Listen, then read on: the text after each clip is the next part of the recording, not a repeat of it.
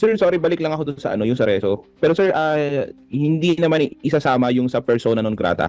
Wala pong, so far wala pang ganong option. Wala naman doon, sabi ko lang pag-aralan yung possibility, di ba? I said it on the floor. Yusek, may moves from certain legislators na deklarang persona non grata ang Chinese ambassador over remarks he's been making. No! No! No ang sagot ng Pangulo. No! Ito na kailangan patapusin tungkol sa ganyang issue. So, sabi ng Pangulo, no. So he is strongly opposed to those moves. Basta ang sagot ng Pangulo patungkol sa panawagan na ideklara ang persona non grata ang isang ambassador, no. Nako, dito sa video na to, tinablaho ng Malacanang yung mga pabidang senador kagaya nitong si Tuta Soto. Kung ako sa'yo, Tuta, anuin mo na, karain mo na yan. Todo tanggol ka kay Marcos Jr. tapos ilalaglag ka lang niya sa ere. Tapos pasasagutin pa niya si Auntie Claire. Ganon na lang ba kaliit ang tingin sa iyo ni Marcos Jr.? Sa bagay, pinakita mo kasi pagkatuta mo kaya hindi ka rin nirespeto ngayong mga panahon na to.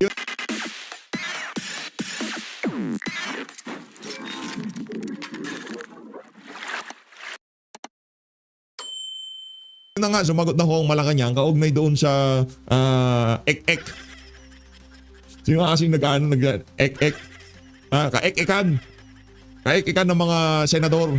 Yung mga applicants para sa 2028 presidential election. Nag-a-apply ho sila eh. Kumbaga kung paano sila bumalagbag sa issue ng China at Pilipinas, yun ang magiging basehan ni Uncle Sam o ng CIA at Amerika kung sinong pipiliin nila sa mga pabidang senador ngayong mga panahon na to. Sino ba yung mga nakita nating nag-ingay? Una na dyan, Risa Hontiveros.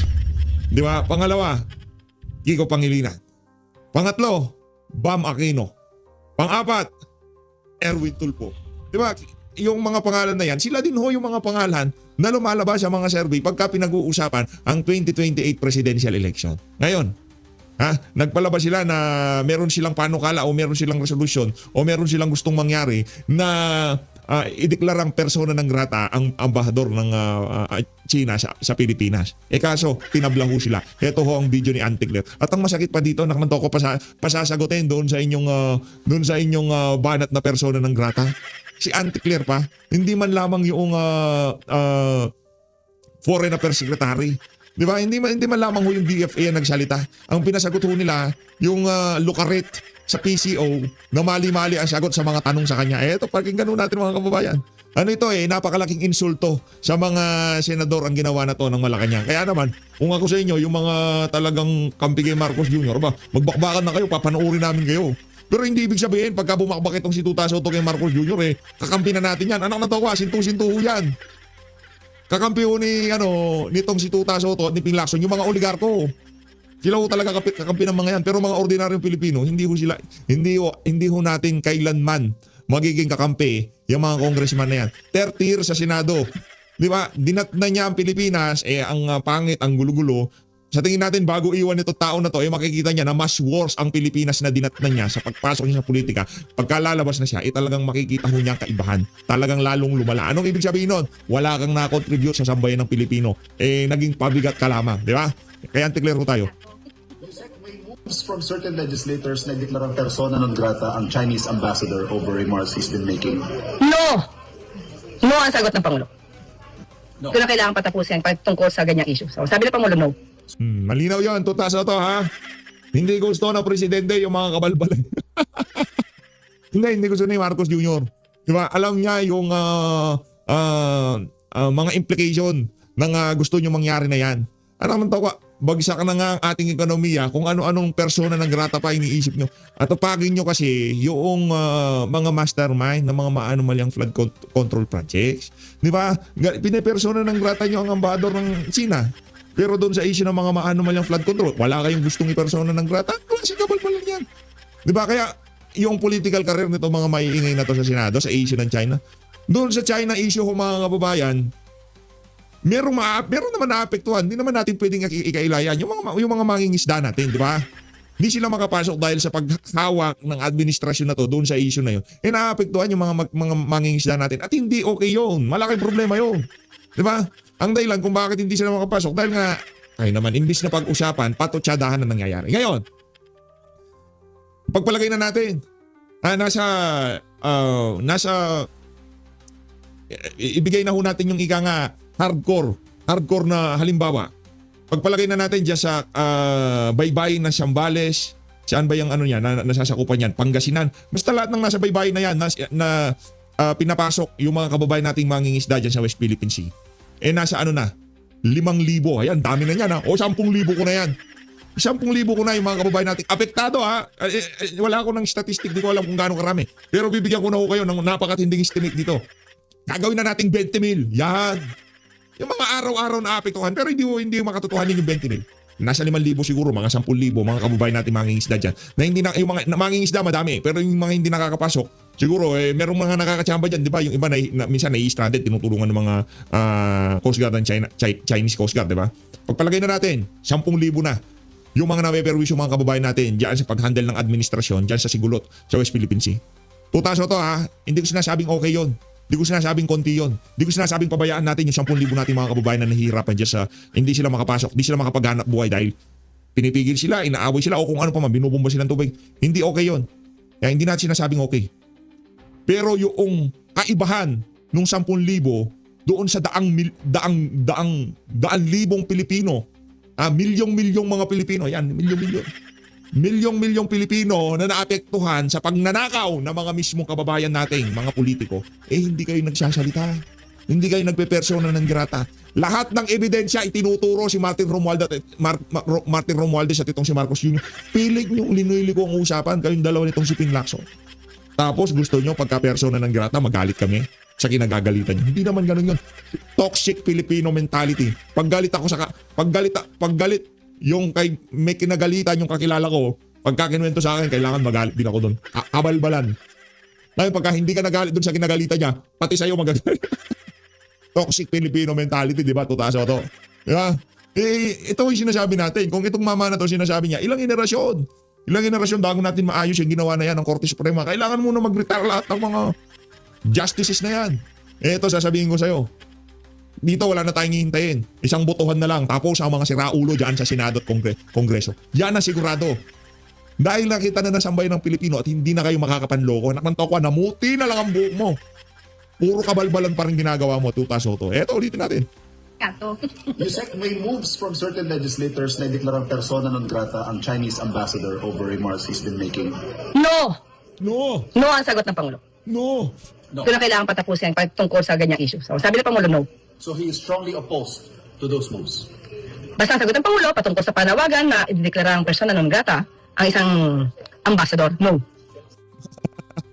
Oy, Tuta Soto, di ba? Laking ano nun, laking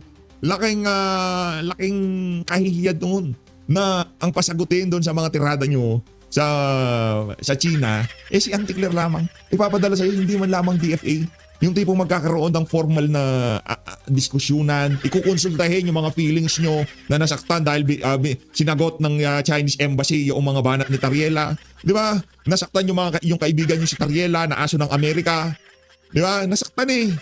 Kaya itong si Kiko Pangilinan, Risa Hontiveros, talagang damdamin nila parang todo tanggol sila kay J. Tariela. Pero mga kababayan, kahit bangag ang presidente natin, kung sakali sa bansang China, pinakita yung sumisingkot siya ng pulburon, pati tayo, kahit pa paano, makakaramdam tayo ng lungkot. Yung ginawa ni Tariela doon sa presidente nila, yun ang ayaw natin gawin sa presidente natin kahit na bangag.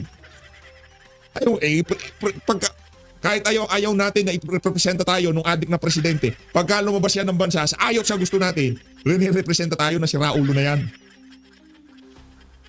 Di ba?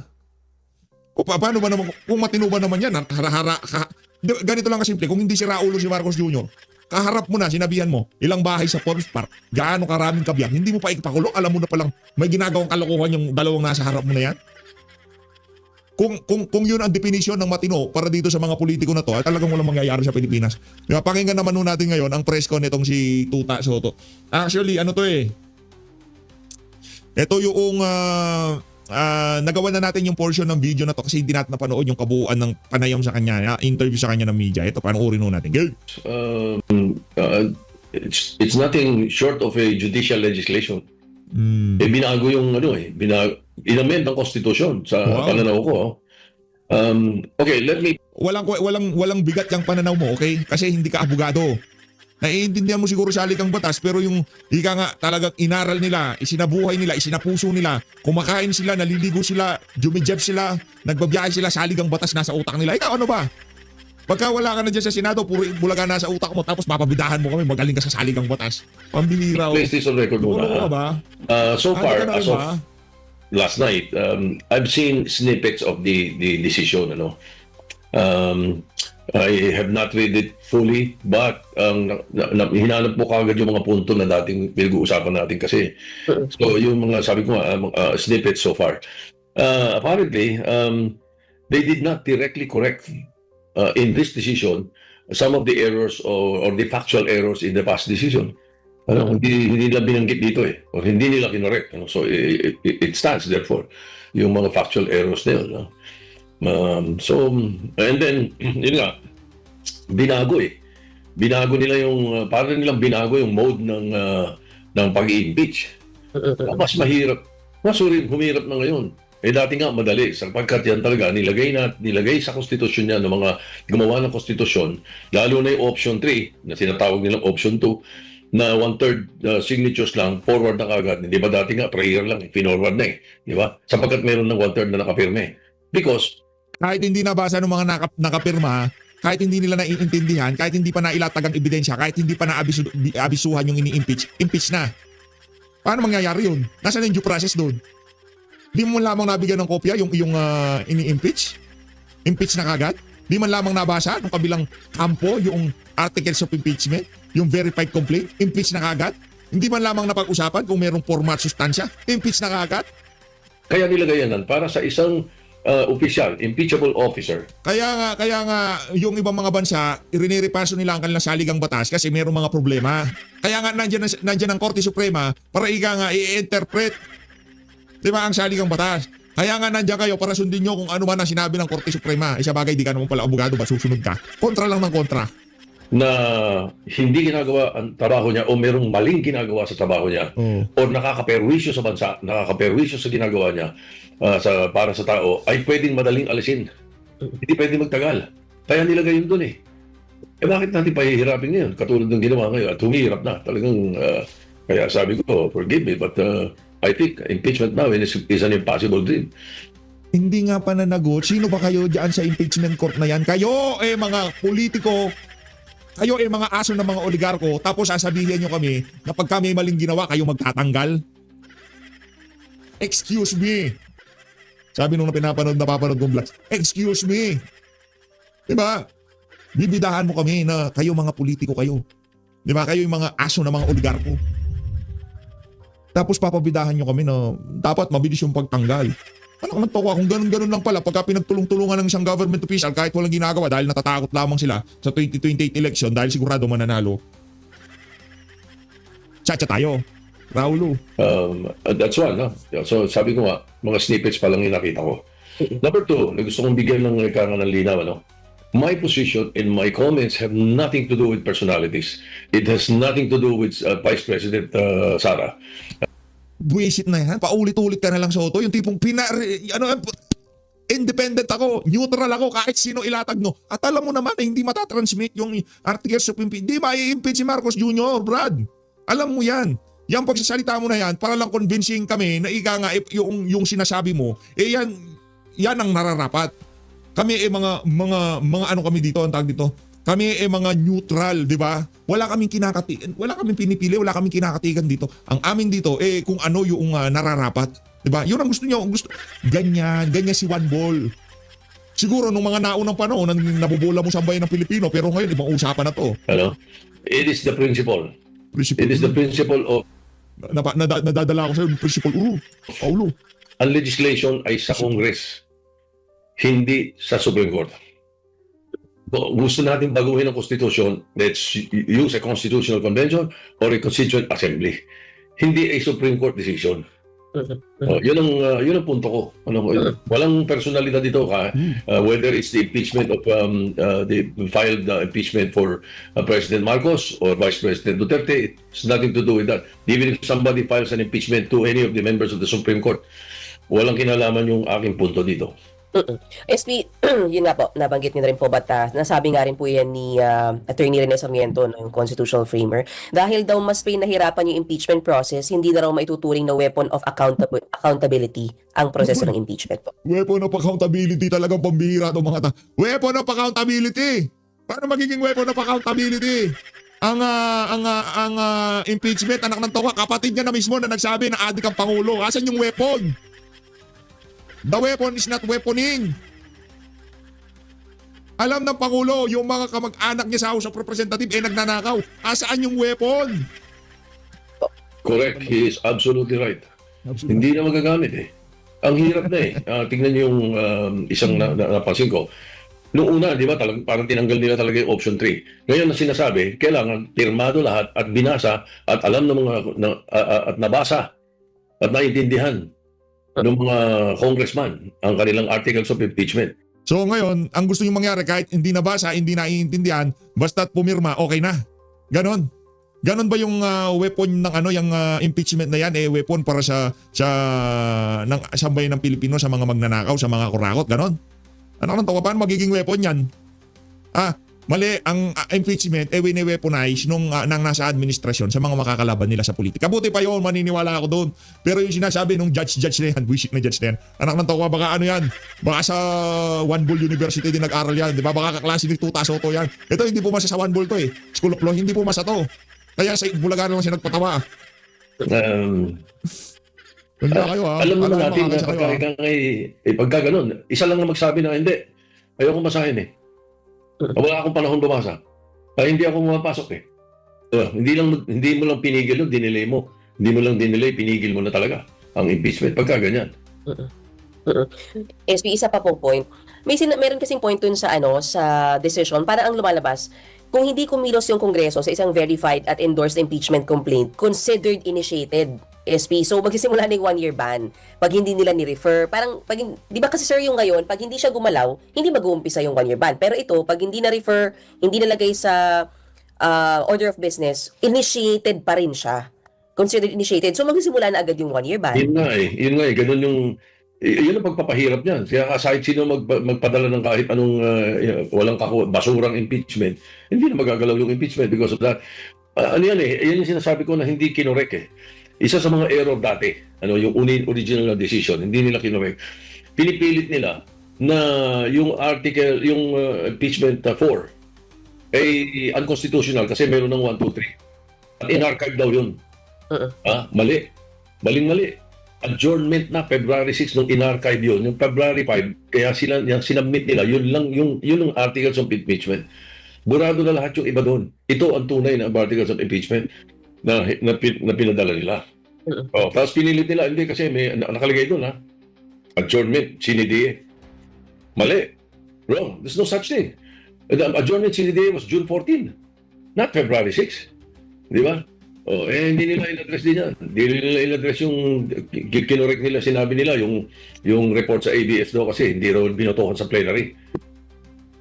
Ayun ngayon. Hindi nila binanggit yan. Di ba? So disappointing. It's very disappointing. I have read some of the comments of the legal luminaries. Talagang, wow, ibang klase ito. Anak na to, anong legal luminaries? Yung 15 justices, hindi pa sila pinatawaging legal luminaries. Anak ng tawa, yan ang problema Pagka binabanggit nila yung mga salitang legal luminaries, akala mo talagang credible yung mga sources nila, mga impormasyon di ba? Yan ang problema. Kaya kayo mga kababayan, wag ko kayong magpaloko. Dito sa mga senador na to, nag-graduate dyan sa One Bull University. Talagang, in other words, bottom line, ayaw na nila may impeachment sa Pilipinas.